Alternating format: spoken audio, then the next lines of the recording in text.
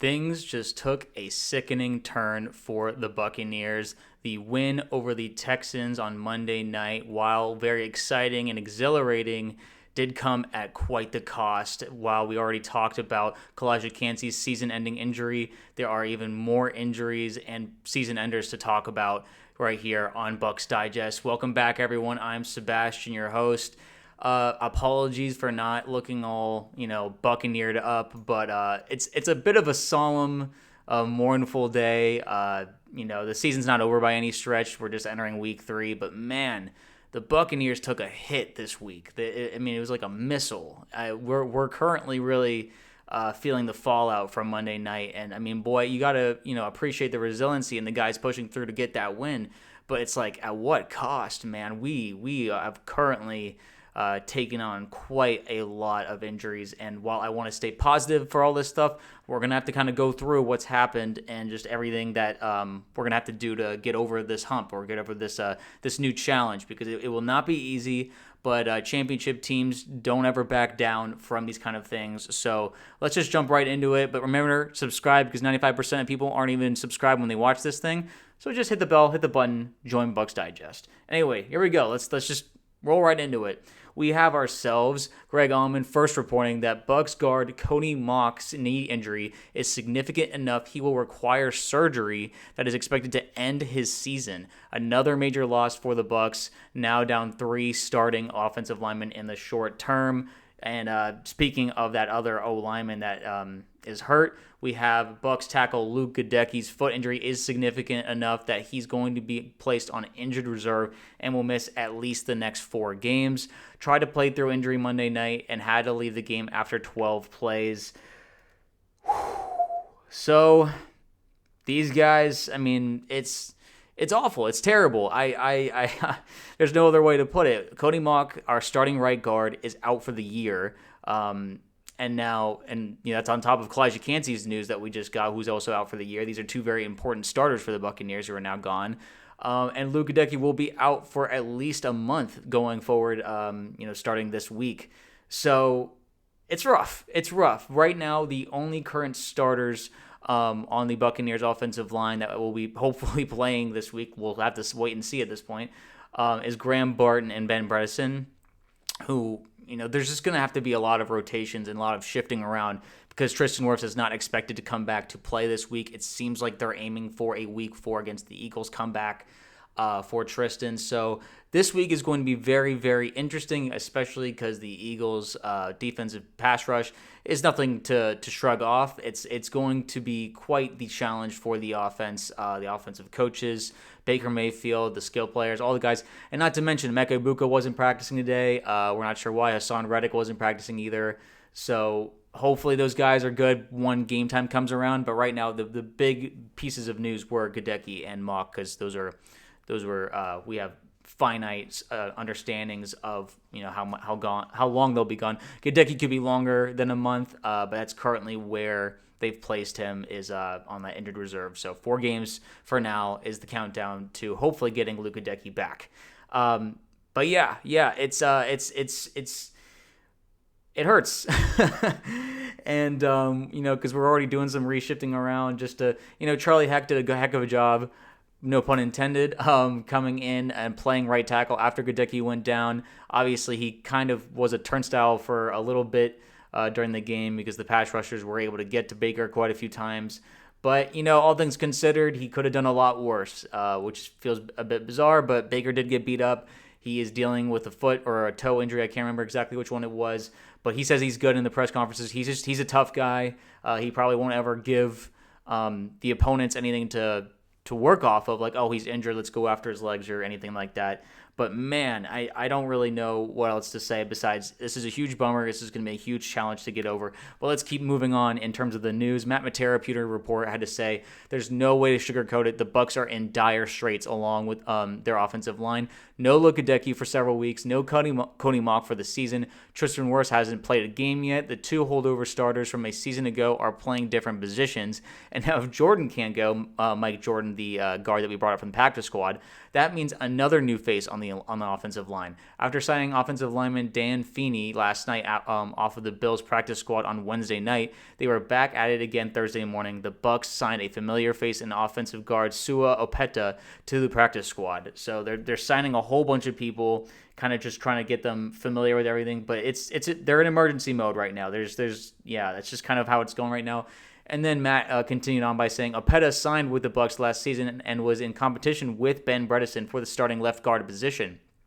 But he tore his ACL in practice during training camp, ending his year. Coming into the season, Opeta signed with the Bucs again and returned about 2 weeks into camp after recovering from his injury, but did not make the team. Tampa Bay likely will have to call up another offensive lineman for their home opening game on Sunday against the Jets.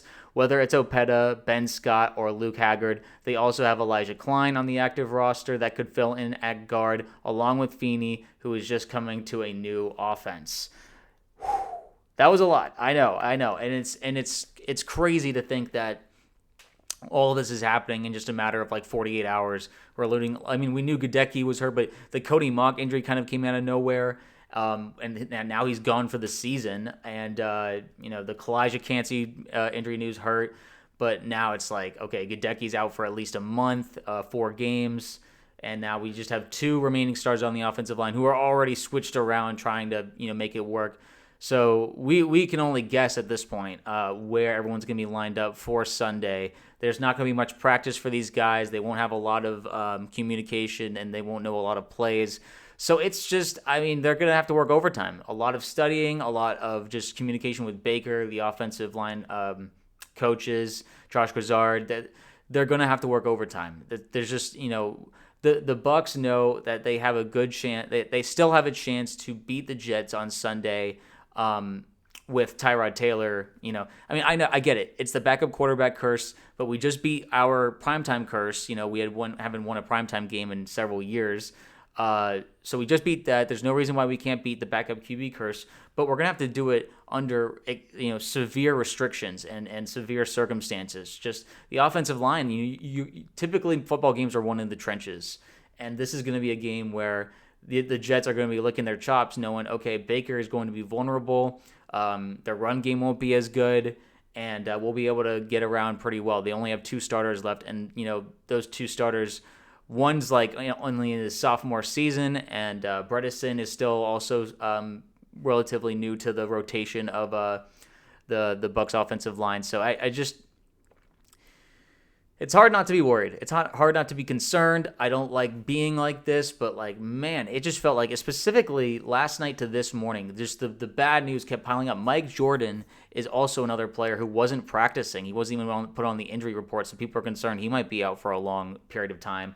And he had come in to help play at left guard while everyone else is getting back on their feet. So just the rotations are going to be crazy. We're gonna be seeing guys all over the place.